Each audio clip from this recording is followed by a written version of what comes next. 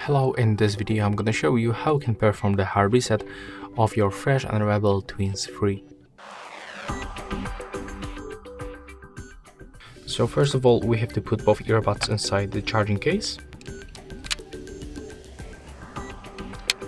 Next, close this charging case and click and hold this button until this indicator blinks 3 times wide.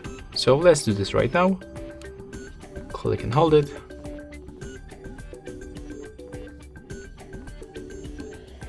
And right now we can release. Next, simply open this charging case and take a look. When I try to get this previously connection and click on it, I will get a new pairing request. It means that we successfully restore all default settings of our earbuds. So that's all for this video. Hope you like it.